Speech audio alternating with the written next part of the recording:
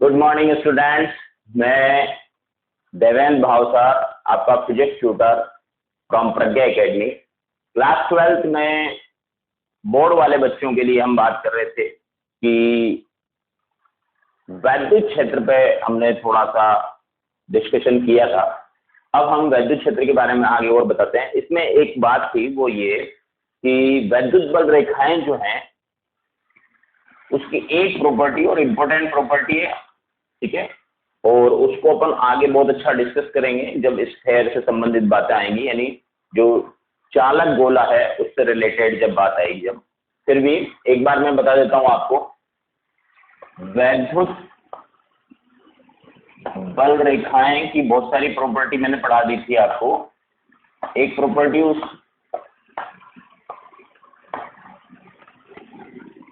Last video जो था उसमें भी मैंने एक प्रॉपर्टी बोली थी, एक बार मैं फिर बता देता हूं आपको। वैद्युत बल रेखाएं चालक पृष्ठ से हमेशा लंबवत निकलती हैं। यहां पर मैंने एक चालक प्लेट ए ली, दूसरी चालक प्लेट बी। ये वाली चालक प्लेट धनावेशित है,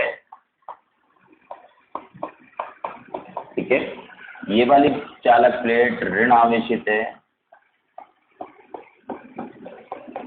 इस पर अगर प्लस क्यू आवेश है तो इस पर माइनस क्यू आवेश, ठीक है। तो ये एक चालक प्लेट ए है, दूसरी चालक प्लेट बी है। तो वैद्युत बल रेखाएं चालक प्लेट से लंबवत बाहर निकलती हैं। जैसे ये ए चालक प्लेट से वैद्युत बल रेखा बाहर आई और लंबवत ही आपतित होती है, 90 डिग्री का एंगल। फिर यहां से लंबवत बाहर निकली और लंबवत ही आपतित हुई, इस तरह। तो हम कह सकते हैं बच्चों कि दो चालक प्लेटें यदि समानांतर रखी हों तो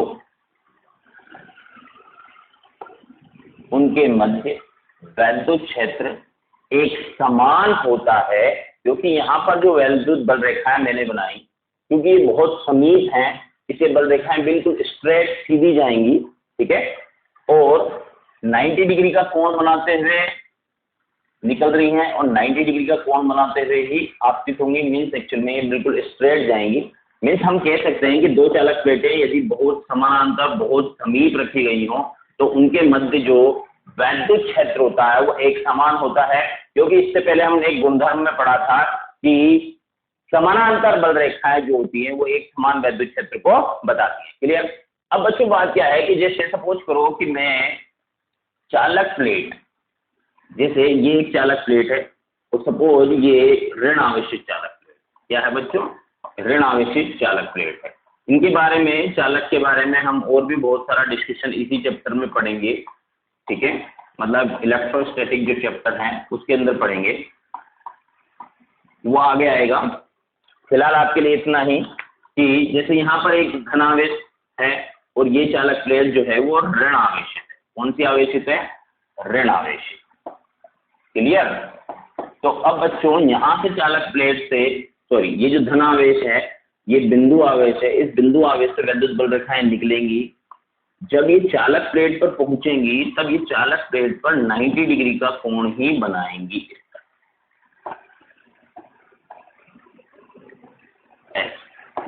क्लियर।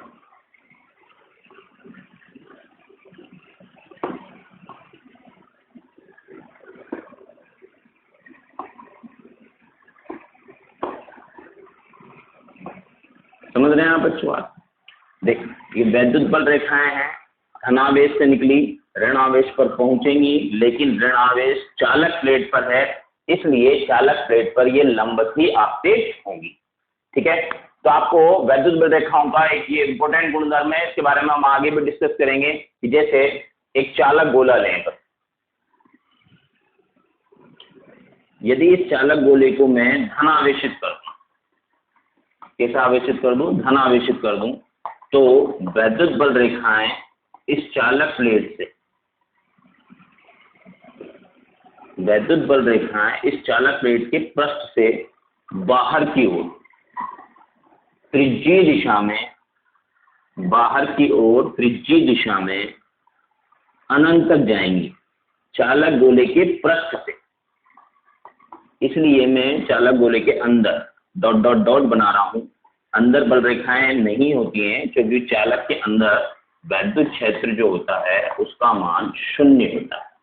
तो ये वैद्युत बल रेखाएं चालक पृष्ठ से निकलकर कहाँ तक जाएंगी? त्रिज्यीय दिशा में अनंत तक जाएंगी, इस तरह से। ठीक है, तो अगर हम यहाँ देखें तो ये वैद्युत बल रेखाएं भी इस चालक पृष्ठ के लंबवत बाहर निकल रही हैं। ठीक है, और लंबवत भी बाहर क्यों निकलती हैं, ये भी एक क्वेश्चन होता है। तो इस क्वेश्चन का जवाब हम थोड़ा सा आगे देंगे। ठीक है, जब हम इस तरह से चालक गोले के कारण वैद्युत क्षेत्र की तीव्रता पढ़ रहे होंगे। क्लियर? अभी फिलहाल हम बात करते हैं, नेक्स्ट जो हमको बात करनी है वो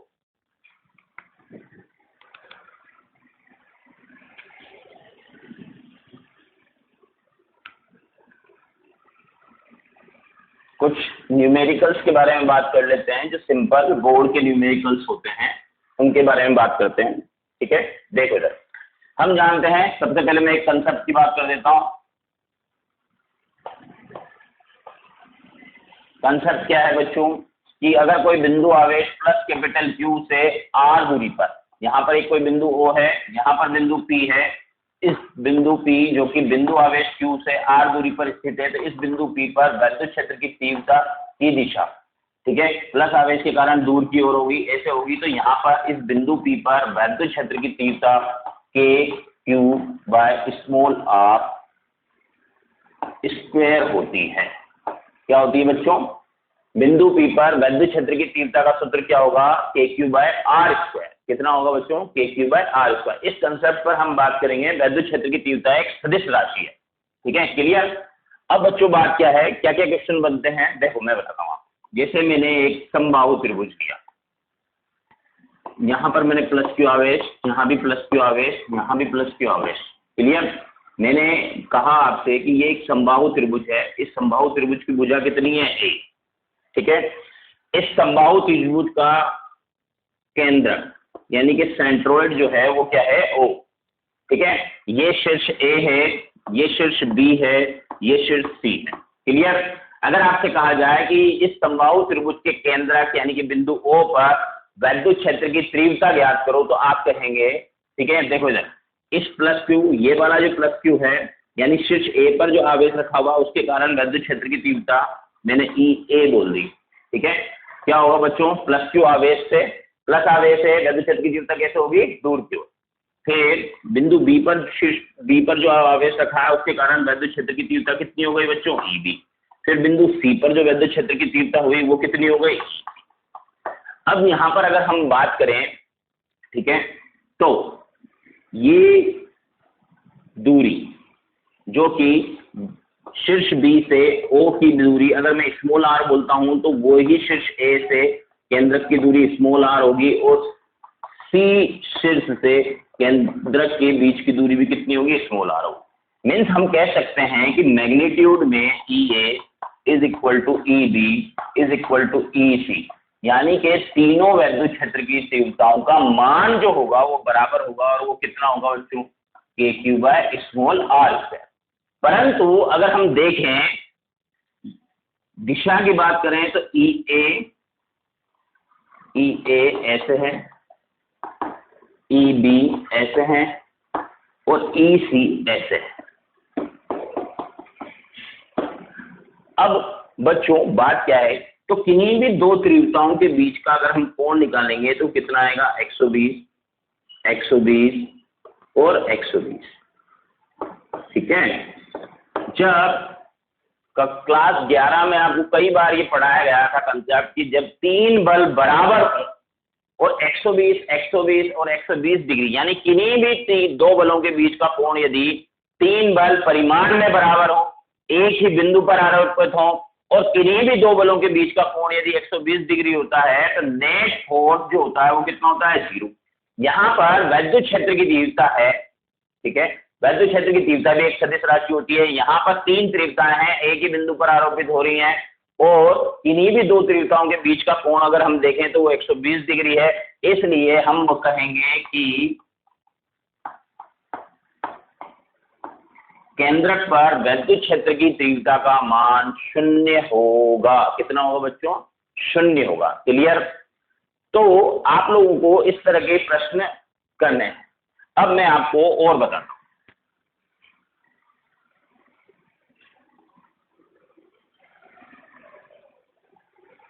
वापिस से मैं एक समबाहु त्रिभुज ले लेता हूं।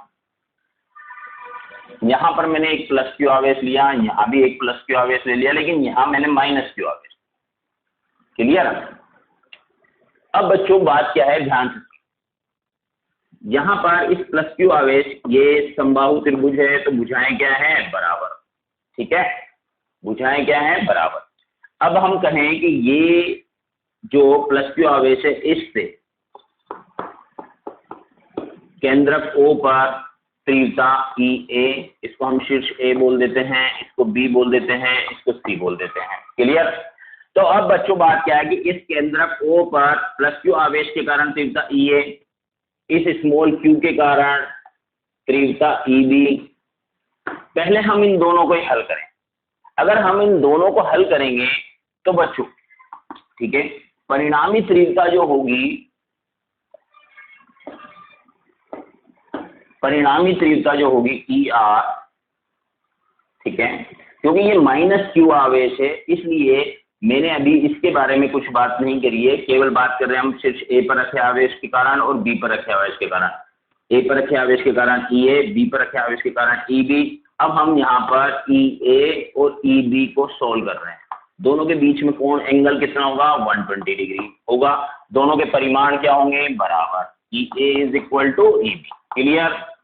ठीक है, तो परिणामी तीव्रता दोनों के कारण जो होगी वो क्या होगी बच्चों, EA का स्क्वायर प्लस EB का square plus 2EA EB cos 120। Clear? तो ER बराबर क्या हुआ बच्चों, बताओ। क्योंकि यहाँ पर EA और EB के परिमाण बराबर हैं, इसलिए EA बराबर EB बराबर E लिख देता हूं।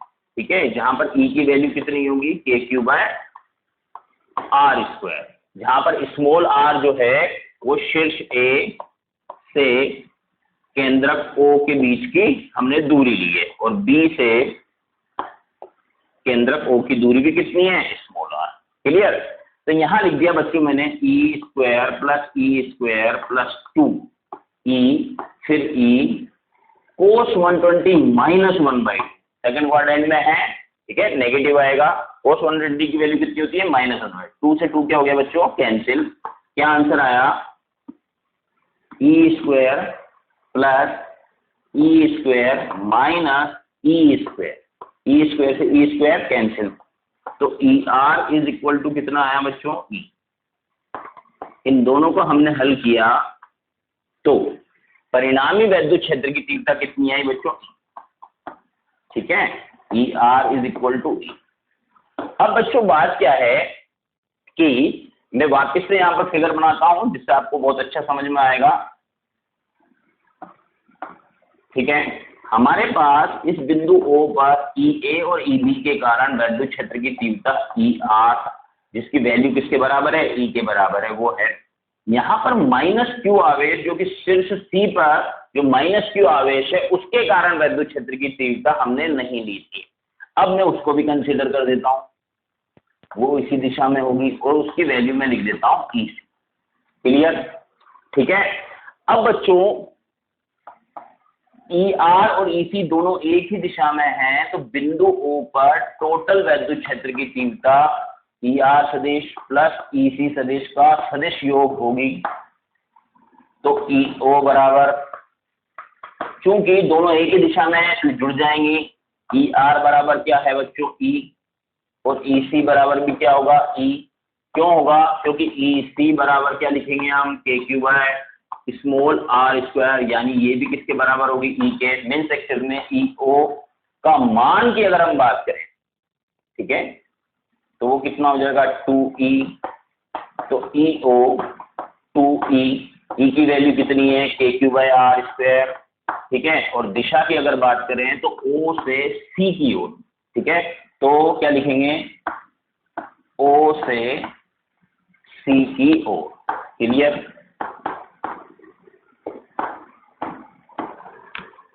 इस तरह से विद्युत क्षेत्र की तीव्रता पर छोटे मोटे क्वेश्चंस बनते हैं। ठीक है, अब हम आगे और बात करते हैं।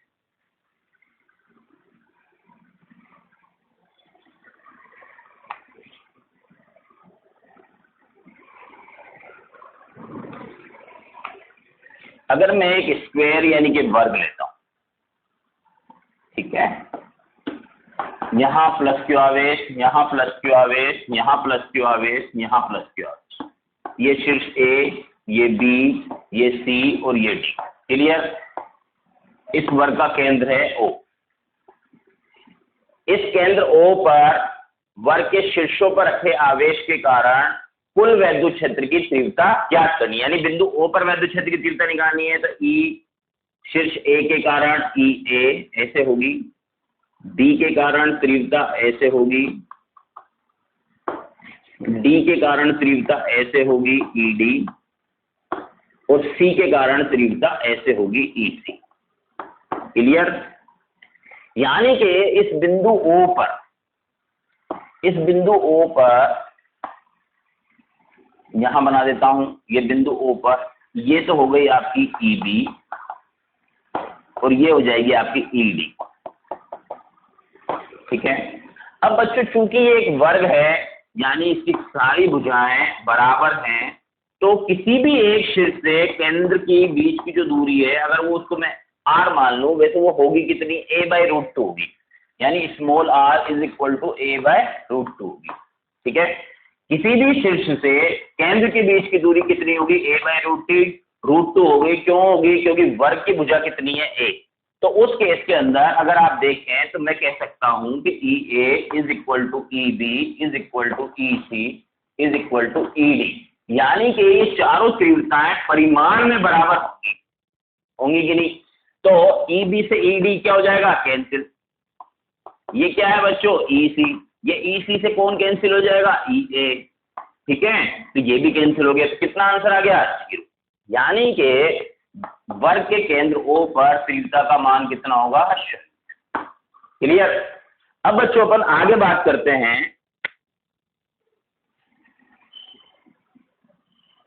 ये सिंपल क्वेश्चंस हैं।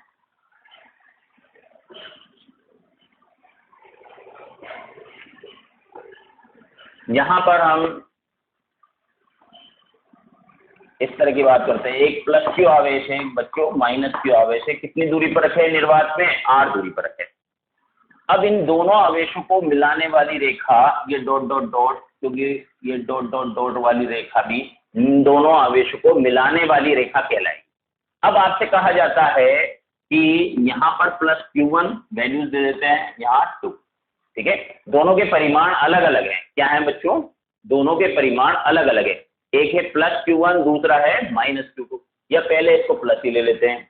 ठीक है, अब आपसे कहा जाता है कि दोनों आवेशों प्लस Q1 और प्लस Q2 दोनों आवेशों को मिलाने वाली रेखा पर वह बिंदु ज्ञात करो जहां वैद्युत क्षेत्र की तीव्रता 0 होगी। तो मान लिया मैंने, देख यहाँ पर दो तरीके हैं। एक तो मैं आपको बताता हूं, ये लाइन और ये लाइन। ठीक है, इन दोनों यानी कि ये वाली जो लाइन है, इनके बीच में अगर हम आप बिंदु की बात करेंगे तो इसको बोलेंगे आवेशों के मध्य।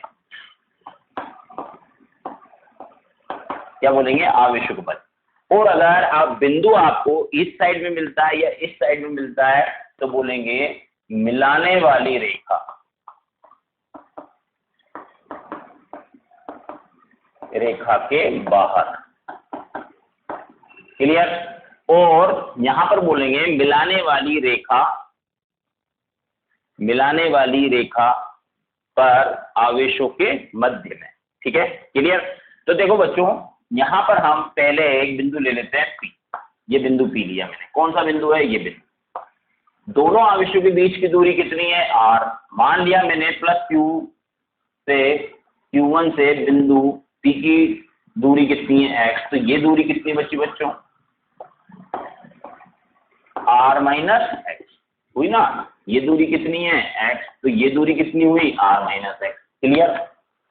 अब बच्चों प्लस Q1 के कारण वैद्युत क्षेत्र की तीव्रता कैसे होगी, E1 ऐसे, और Q2 के कारण तीव्रता कैसे होगी, ऐसे। क्लियर? ठीक है। अब बच्चों बात क्या है, इस बिंदु P पर वैद्युत क्षेत्र की तीव्रता कहाँ शून्य होगी, ये क्वेश्चन पूछा जाएगा। क्वेश्चन क्या पूछा जाएगा आपसे, दो आवेश, दो बिंदुवत आवेश निर्वात में, ठीक है, चित्र के अनुसार r दूरी पर रखे हैं, तो इन दोनों आवेशों को मिलाने वाली रेखा पर वह बिंदु ज्ञात करो जहां वैद्युत क्षेत्र की तीव्रता शून्य होगी। तो पहले मैंने दोनों आवेशों के मध्य में एक बिंदु माना P, ठीक है, जहां पर चांस भी है कि वैद्युत क्षेत्र की तीव्रता शून्य हो सकती है। अगर मैं बाहर कोई बिंदु ले लेता कि सर आपने बाहर क्यों नहीं माना, मान लिया मैंने बिंदु P बाहर लिया, ये कैसा आवेश है प्लस, इसके कारण वैद्युत क्षेत्र की तीव्रता E1 ऐसे होगी, और ये भी प्लस है, इसके कारण वैद्युत क्षेत्र की तीव्रता दूर की ओर E2 ये भी ऐसे होगी। दोनों तीव्रताएं एक ही दिशा में होंगी, इसलिए ठीक है, दोनों तीव्रताएं एक ही दिशा में होंगी, इसलिए ये तीव्रता जुड़ जाएगी, और बिंदु P पर अगर हम दोनों आवेशों को मिलाने वाली रेखा पर, बिंदु P को मिलाने वाली रेखा पर बाहर मानेंगे तो तीव्रता शून्य नहीं होगी।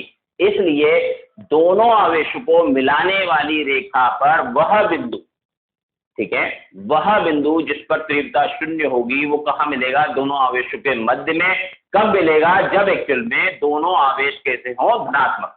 तो बच्चों यहाँ पर आ जाओ, अब मध्य की बात कर लेते हैं। E1 और E2 दो तीव्रता है, ठीक है, दोनों विपरीत दिशा में है। अगर एक्चुअल में हम कहेंगे कि तीव्रता बिंदु P पर शून्य है, या हमको बिंदु P पर तीव्रता का मान शून्य चाहिए, तो दोनों तीव्रताओं के परिमाण बराबर होने चाहिए। तो E1 के लिए लिखेंगे हम K Q1 upon x square, जो कि Q1 से बिंदु P की दूरी कितनी है x। ऐसे ही E2 के लिए K Q2 अपॉन क्या लिखेंगे बच्चों, R माइनस एक्स का होल स्क्वायर। K से K क्या हो जाएगा, कैंसिल। दोनों तरफ हम क्या करेंगे, वर्गमूल लेंगे, दोनों तरफ वर्गमूल लेंगे तो क्या आ जाएगा बच्चों, root Q1 upon x is equal to कितना आएगा, root Q2 upon R minus x. फिर क्या करेंगे, कैंची गुणा कराएंगे ऐसे इस तरफ। जब हम कैंची गुणा कराएंगे तो उस केस के अंदर क्या होगा बच्चों, root Q1 R minus x is equal to क्या हो जाएगा, रूट Q2 एक्स। क्लियर। अब यहाँ पर जब इसको सॉल्व करेंगे तो root Q1 R minus root Q1 x is equal to root Q2 x. Clear. इसको उधर ले जाओ एक्स को, क्या हो जाएगा बच्चों बताओ, root Q1 R is equal to x, common ले लेंगे उधर ले जाके। जब उधर ले जाएंगे तो कॉमन ले लेंगे तो कितना आ जाएगा, root Q1 plus root Q2, ये बच्चे। ठीक है, किसकी वैल्यू निकालनी है, एक्स की। एक्स की वैल्यू क्या आएगी बताओ, यहां पर ध्यान दो, एक्स की वैल्यू क्या आएगी, root Q1 R upon root Q1 plus root Q। Clear, ये आंसर है। ओके, तो बच्चा लोग आप ध्यान से देखें, इस तरह से क्वेश्चन होंगे। अब इसको हम कह सकते हैं कि ये केस फर्स्ट था। क्या था बच्चों, केस फर्स्ट। इसी तरह से हम केस सेकंड डिस्कस कर सकते हैं। केस सेकंड में हम क्या करेंगे बताओ, केस सेकंड में हम करेंगे कि दो बिंदु आवेश लेंगे, एक प्लस Q1 और दूसरा क्या लेंगे, माइनस Q2। दोनों कितनी दूरी पर रखे होंगे, R दूरी पर। देखो, एक है प्लस Q1, दूसरा है माइनस Q2। ठीक है, कहां रखे हैं, R दूरी पर। कहां रखे हैं, R दूरी। केस सेकंड, केस सेकंड में हम लिख सकते हैं जब आवेश विजातीय हो। क्या लिख सकते हैं, जब आवेश विजातीय हो। तो बच्चों यहां पर ध्यान दो, एक आवेश है प्लस Q1, दूसरा आवेश है माइनस Q2। अब आपसे कहा जा रहा है इन दोनों आवेशों को मिलाने वाली रेखा पर वह बिंदु ज्ञात करो जहां वैद्युत क्षेत्र की तीव्रता शून्य हो। तो बच्चों बात क्या है कि हमने देखा था कि जब दोनों आवेश, यानी केस फर्स्ट में देखा, जब दोनों आवेश धनात्मक होते हैं यानी कि सजातीय होते हैं, तब बिंदु P दोनों आवेशों को मिलाने वाली रेखा के मध्य में होता है। तो अब बिंदु P कहाँ होगा, बाहर होना चाहिए। चलो देख लेते हैं, देखें है क्या। तो प्लस Q1 से ये दूरी मान लेंगे हम कितनी, x, ये दूरी x मान ली। ठीक है, माइनस Q2 से ये रहा माइनस Q2, ये दूरी कितनी हो जाएगी, R प्लस x। क्लियर। अब बच्चों प्लस Q1 के कारण तीव्रता कितनी होगी, E1 x, और माइनस Q2 के कारण तीव्रता कैसे होगी, खुद की ओर होगी, E2 होगी कि नहीं। ध्यान दो इस बात पे, प्लस आवेश के कारण तीव्रता दूर की ओर, माइनस आवेश के कारण तीव्रता खुद की ओर। तो यहाँ पर माइनस Q2 आवेश के कारण तीव्रता E2 खुद की ओर और प्लस Q1 के कारण तीव्रता दूर की ओर। अब बच्चों यहाँ पर बिंदु P पर दो तीव्रताएं E1 और E2 विपरीत दिशा में तो आ गई, तो इस बिंदु P पर वैद्युत क्षेत्र की तीव्रता शून्य हो, इसके लिए क्या होना जरूरी है? E1 बराबर क्या होना चाहिए? E2, E1 की वैल्यू बोलो K Q1 distance x square, दूसरा बोलो K Q2 distance r plus x का होल स्क्वायर। क्लियर? K से K क्या होगा? कैंसिल, दोनों तरफ क्या करेंगे? वर्गमूल ले लेंगे, वर्गमूल ले लेंगे तो क्या हो जाएगा? Root Q1 upon x is equal to root Q2 upon r plus x. कैंची गुणा कराएंगे, r प्लस एक्स को इधर लो, क्या आंसर आएगा बताओ? Root Q1 r plus x is equal to root Q2 x। ठीक है, अब बच्चों बात क्या है, ध्यान दो, ये रूट Q1 जब x से मल्टीप्लाई होगा तो कितना आ जाएगा? रूट Q1 x, उधर ले जाऊं और x को कॉमन ले लूं, क्या आ जाएगा बताओ? Root Q2 minus root Q1 होगा कि नहीं? जब ये रूट Q1 x से मल्टीप्लाई होगा और उसको उधर ले जाऊंगा, पक्षांतर करूंगा तो माइनस हो जाएगा कि नहीं? x कॉमन ले लूंगा क्योंकि यहाँ भी x है और रूट Q1 x में भी x होगा तो x बाहर आ जाएगा, रूट Q2 माइनस Q1, यहाँ क्या बच जाएगा? Root Q1 r। क्लियर? तो x की वैल्यू क्या आई? Root Q1 r upon root Q2 minus root Q1। Clear? Yes बच्चों, तो आपको अच्छी तरह से ये चीज ध्यान रखनी है कि वैद्युत क्षेत्र की तीव्रता के बारे में हम बात कर रहे हैं और वैद्युत क्षेत्र की तीव्रता पर बोर्ड में जिस टाइप के प्रश्न बनते हैं वो जनरली मैंने आपको करा दिया। ठीक है, अब हम आगे बढ़ते हैं। नेक्स्ट टॉपिक है हमारा तीव्रता से ही संबंधित है और वो है वैद्युत द्विध्रुव। क्या है? वैद्युत द्विध्रुव। क्या है? वैद्युत द्विध्रुव। वैद्युत द्विध्रुव इंग्लिश में बोलते हैं बच्चों इलेक्ट्रिक डाइपोल। क्या नाम है बच्चों? Electric dipole. ठीक है बच्चों, क्या है ये? सबसे पहले मैं आपको बताऊं कि आपने कुछ ऐसे एग्जाम्पल्स केमिस्ट्री में पढ़ रखे हैं जैसे NaCl, HCl, H2O,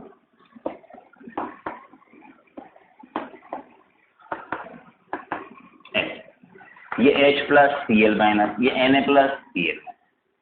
ठीक है, ये एग्जाम्पल्स के बारे में हम ये बात कर रहे हैं। ठीक है बच्चों, बात क्या है कि ये जो अणु है NaCl अणु, यानी कि Na प्लस Cl माइनस, जितना आवेश Na पर होता है उतना ही परिमाण में समान आवेश Cl पर होता है। तो बच्चों इलेक्ट्रिक डाइपोल यानी कि वैद्युत द्विध्रुव किसे कहते हैं उसके बारे में बात करते हैं। बच्चों ऐसा निकाय, ठीक है, ऐसा निकाय जिसमें आवेश परिमाण में तो समान हो। क्या हो बच्चों? ऐसा निकाय जिसमें आवेश परिमाण में तो समान हो, प्रकृति में क्या हो? विपरीत। दो आवेश परिमाण में समान, प्रकृति में विपरीत, बहुत ही अल्प दूरी। अल्प दूरी का मतलब यहाँ पर रियल में प्रैक्टिकल बात अगर हम करें तो बहुत ही अल्प दूरी मीन्स एंगस्ट्रॉम में दूरी होनी चाहिए। परिमाण में समान परंतु विपरीत प्रकृति के आवेश बहुत ही अल्प दूरी पर रखे हों, तो इस प्रकार के निकाय को हम वैद्युत द्विध्रुव कहते हैं। क्या बोलते हैं? वैद्युत द्विध्रुव कहते हैं।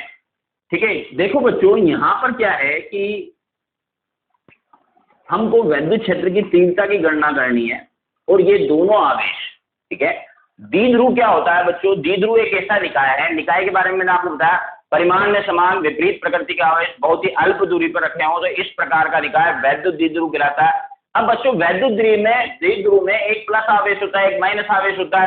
तो इस वैद्युत द्विध्रुव, ये वैद्युत द्विध्रुव यानी ये आवेश से बना हुआ जो सिस्टम होता है, ये वैद्युत क्षेत्र की तीव्रता उत्पन्न करता है। ठीक है, तो हम आगे पढ़ेंगे भी सही इसमें कि वैद्युत द्विध्रुव की अक्षीय स्थिति पर, ठीक है, वैद्युत क्षेत्र की तीव्रता क्या है, निरक्षीय स्थिति पर वैद्युत क्षेत्र की तीव्रता क्या है, जनरल पॉइंट पर वैद्युत क्षेत्र की तीव्रता क्या होती है।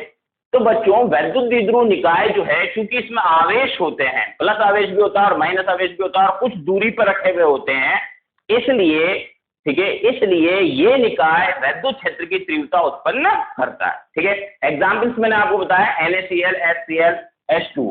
अब बच्चों बात क्या है, ध्यान से सुनिए। क्योंकि हमको वैद्युत क्षेत्र की तीव्रता की गणना करनी होती है, इसलिए हम इन दोनों आवेशों के बीच की दूरी, एक तो A और ये वाला भी कितना ले लेंगे, यानी कि हमने इन दोनों आवेशों के मध्य की दूरी 2A ली। कितनी ले ली बच्चों, 2A। तो इसका मतलब ये हुआ कि प्लस क्यू आवेश से A दूरी पर और माइनस क्यू आवेश से भी A दूरी पर एक बिंदु मिलेगा हमको, ठीक है, O, जो मैंने O लिखा हुआ है। तो इस बिंदु को हम द्विध्रुव का केंद्र कहते हैं। क्या कहते हैं बच्चों, केंद्र। ठीक है, अब बच्चों बात क्या है कि जब हम वैद्युत क्षेत्र की तीव्रता का परिकलन करेंगे, जब हम वैद्युत क्षेत्र की तीव्रता का परिकलन करेंगे तो सारी दूरियां बिंदु O से ही हमको लेनी है, क्योंकि दोनों आवेशों के मध्य की जो दूरी होती है ये बहुत ही अल्प दूरी है, बहुत अल्प दूरी है, इसलिए बिल्कुल सेंटर से दूरी ली जाएंगे, ना प्लस क्यू से लेंगे ना माइनस क्यू से लेंगे। कहां से दूरियां लेंगे, सेंटर से दूरी लेंगे। अभी ये बात आपको धीरे धीरे समझ में आने लगेगी। तो बच्चों बात क्या है, यहां पर अगर मैं और आगे बात करता हूं, ठीक है, तो देखो दोनों आवेशों को मिलाने वाली रेखा को, ये जो डॉट डॉट डॉट है, ये दोनों आवेशों को मिलाने वाली ये जो रेखा है, इसको बोलते हैं अक्ष। क्या बोलते हैं, ये क्या है, द्विध्रुव की अक्ष। और बच्चों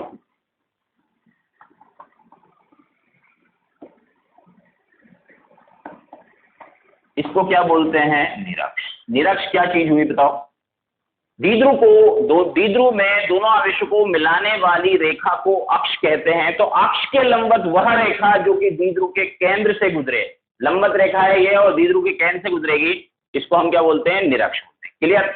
अब बच्चों बात क्या है, ध्यान से सुनो। वैद्युत क्षेत्र की तीव्रता का आकलन, परिकलन हमको करना है, ठीक है, कैसे करते हैं उसके बारे में बात करेंगे।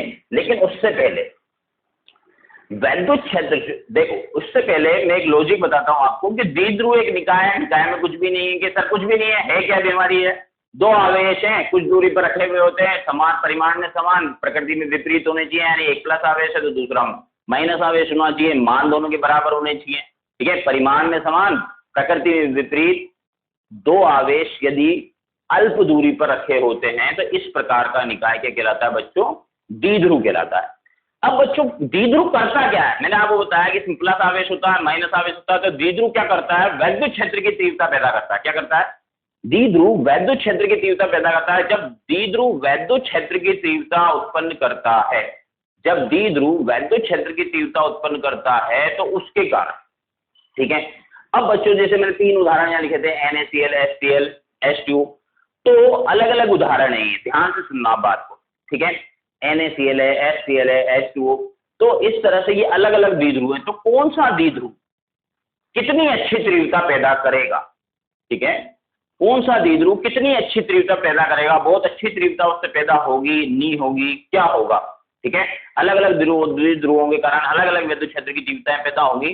तो यहाँ पर द्विध्रुव के लिए एक बहुत ही इंपॉर्टेंट क्वांटिटी, एक बहुत ही इंपॉर्टेंट क्वांटिटी एक्चुअल में परिभाषित की जाती है, जिसको हम कहते हैं द्विध्रुव आघूर्ण। क्या बोलते हैं बच्चों, द्विध्रुव आघूर्ण।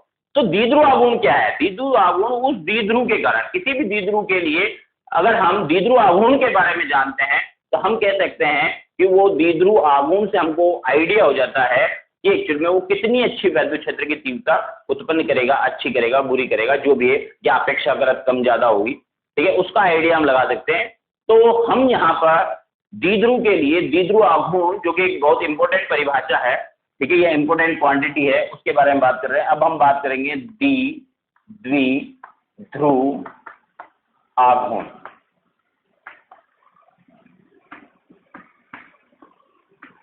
क्या बोलते हैं बच्चों, द्विध्रुव आघूर्ण, ठीक है, इंग्लिश में बोलते हैं डाइपोल मोमेंट।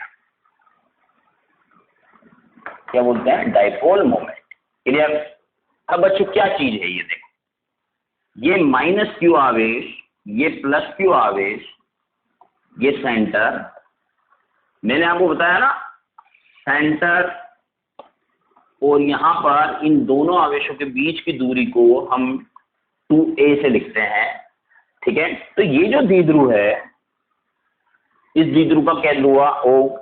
ठीक है, तो बच्चों द्विध्रुव आघूर्ण, ठीक है, एक इंपॉर्टेंट क्वांटिटी होती है द्विध्रुव के लिए, उसके बारे में बात करते हैं। क्या है ये बच्चों? क्या है कि किसी भी द्विध्रुव निकाय के लिए, किसी भी द्विध्रुव निकाय के लिए एक आवेश का परिमाण और दोनों आवेशों के बीच की दूरी का गुणनफल।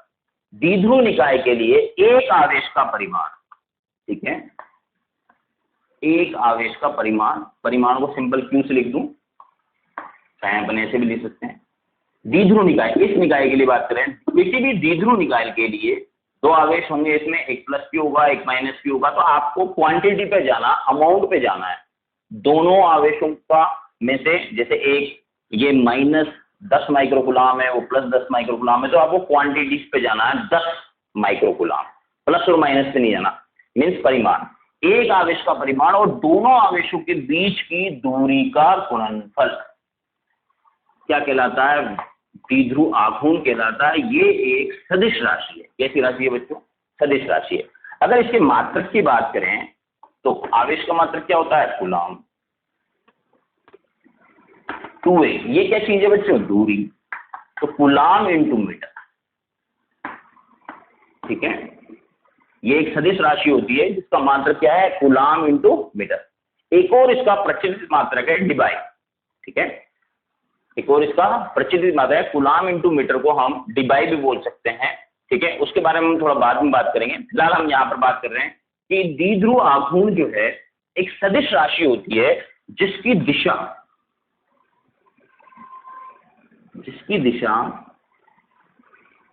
ऋण आवेश से धन आवेश की ओर होती है, जिसकी दिशा ऋण आवेश से धन आवेश की ओर होती है। तो यहां हमने क्वांटिटी को डिफाइन यानी परिभाषित किया। ये जो परिभाषित हमने राशि की है, इस राशि से हम इस द्विध्रुव के बारे में, ठीक है, नॉलेज हमको इस राशि से हमको इस द्विध्रुव के बारे में नॉलेज मिल जाती है कि वो किस टाइप का विद्युत क्षेत्र प्रोड्यूस करेगा। क्योंकि जब भी हम द्विध्रुव के कारण विद्युत क्षेत्र की तीव्रताएं निकालेंगे तो वो विद्युत क्षेत्र की तीव्रता E डायरेक्टली प्रोपोर्शनल P आएगी। कैसे आएगी बच्चों? E डायरेक्टली प्रोपोर्शनल P आएगी। आ रही है बात है? मीन्स एक्चुअल में जितना अच्छा द्विध्रुव आघूर्ण होगा विद्युत क्षेत्र की तीव्रता भी उतनी अच्छी उत्पन्न होगी। धीरे धीरे ये बातें समझ में आएंगी जब हम डेरिवेशन के ऊपर आएंगे। ठीक है, तो यहां पर द्विध्रुव के बारे में हमने बात की। एक दो छोटे मोटे एग्जाम्पल्स अपन कर लेते हैं। जैसे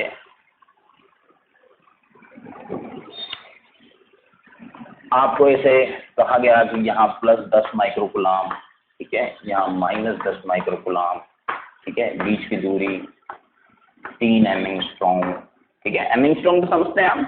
अब आपसे कहा जाए, ठीक है, द्विध्रुव आघूर्ण ज्ञात करो, ठीक है, ये मान लो बिंदु A दे दे और ये बिंदु B दे दे, ऐसे, ठीक है, तो P सदिश बराबर क्या होगा बच्चों? 10 माइक्रोकुलाम, एक बार कुलाम में लिख देता हूँ, माइक्रोकुलाम, इनटू दूरी कितनी होगी? 3 एंगस्ट्रॉम, 10⁻10 मीटर। क्लियर? ओके, क्या हुआ बच्चों बताओ? 10 × 3 30 लिख दूं, माइक्रो मतलब 10⁻6 लिख दूं, कुलाम इंटू मीटर, ठीक है। देखो ये तो मैंने 10 × 3 30 लिख दिया, 10⁻6 माइक्रो का लिख दिया, ठीक है, 10⁻10 मैंने नहीं लिखा अभी, 10⁻10 कूलाम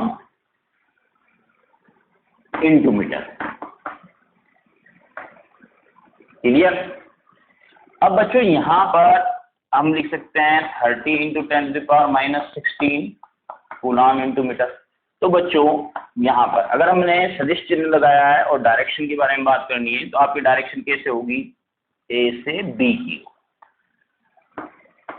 A to B लिख दूं, ठीक है, यानी A से B के अनुदिश। क्लियर? तो बच्चों इस तरह से क्वेश्चन होते हैं। एक इसमें एक इंपॉर्टेंट क्वेश्चन है जो तुम्हारी बोर्ड की बुक में भी है, ठीक है, बोर्ड की बुक में क्वेश्चन है बच्चों ऐसे कि ये एक समबाहु त्रिभुज है, ये डिस्टेंस ए, ये डिस्टेंस ए, ये डिस्टेंस है, ठीक है। यहाँ पर -2q आवेश है, यहाँ +q आवेश है और यहाँ भी +q आवेश है, ठीक है। और आपसे कहा जा रहा है कि इस निकाय का द्विध्रुव आघूर्ण परिकलित करो। ये जो निकाय आपको दिख रहा है इसका द्विध्रुव आघूर्ण ज्ञात करना है कि सर ये तो द्विध्रुव बन ही नहीं रहा है, लेकिन इसका द्विध्रुव आघूर्ण अपन को ज्ञात करना है। मीन्स कहीं ना कहीं द्विध्रुव बन रहा होगा, तभी तो उन्होंने बोला कि द्विध्रुव आघूर्ण। तो देखो यहाँ पर ये -2q है, ये +q है, ये +q है, तो यहाँ पर ये जो -2q है इसको हम 1 - q इधर, 1 - q इस साइड के लिए, 1 - q इस साइड के लिए ले लेते हैं, ठीक है। तो बच्चों अब अगर हम देखें तो ये -q, अब हम जानते हैं ये समबाहु त्रिभुज है तो दोनों भुजाओं के बीच का एंगल कितना होगा, 60 डिग्री। ये -q आवेश से +q के लिए ये डिस्टेंस हो गई आपकी P1, सॉरी द्विध्रुव आघूर्ण हो गया P1, और ये -q से +q ये आपका हो गया P2, ठीक है। अब यहाँ -q और +q के बीच की दूरी a है, ठीक है। हमारी बात सुनिए, वो तो हम गणना करते हैं, तीव्रता निकालेंगे जबकि लिए हम 2a लेते हैं, ठीक है। तो यहाँ तो दूरी -q और +q के बीच की जो दूरी है वही दूरी 2a के बराबर होगी, यानी ये 2a बराबर a हो गया, यहाँ भी 2a बराबर a हो गया। अब ये दो P1 और P2 क्योंकि द्विध्रुव आघूर्ण एक सदिश राशि होती है तो परिणामी द्विध्रुव आघूर्ण PR होगा। कितने डिग्री पर है P1 P2, 60 डिग्री पर। P1 की वैल्यू निकालें अपन तो क्या आएगी, P2 के परिमाण के बराबर होगी। क्या होगी बताओ, ठीक है। आवेश कितने हैं Q, डिस्टेंस कितनी A होगी कि नहीं, -q +q आवेश का अमाउंट यानी परिमाण लेना है Q, डिस्टेंस लेनी दोनों आवेशों के बीच की दूरी A, यहाँ भी -q यहाँ भी +q, बीच की दूरी कितनी है A, ठीक है। तो ये तो P1 बराबर P2 बराबर Q है, बराबर P लिख दो इसको, अच्छा लगेगा आपको, ठीक है। तो परिणामी द्विध्रुव आघूर्ण PR बराबर कितना हो जाएगा बच्चों, सदिश राशि है P1² P2², 2P1 P2, ठीक है, cos 60। अब इस cos 60 को क्या बोलेंगे अपन, 1/2, ठीक है। तो PR बराबर √ P1 की जगह P लिख देता हूँ, P2 की जगह भी P लिख देता हूँ, 2P फिर P cos 60 1/2, 2 से 2 कैंसिल, क्या आंसर आया, √ P² कितना हो गया, 3P², क्लियर, ये हो गया PR, ठीक है। तो PR इज इक्वल टू हो जाएगा √3P, क्लियर, √3, ये √3, P की वैल्यू बोलो, P की वैल्यू कितनी है, Q इंटू, ठीक है। इस तरह से ये आपका परिणामी द्विध्रुव आघूर्ण ज्ञात किया जाएगा, ठीक है। अब बच्चों नेक्स्ट लेक्चर में हम बात करेंगे, ठीक है, द्विध्रुव के कारण अक्षीय स्थिति और निरक्षीय स्थिति पर वैद्युत क्षेत्र की तीव्रता कैसे निकालते हैं। आज के लिए बहुत धन्यवाद।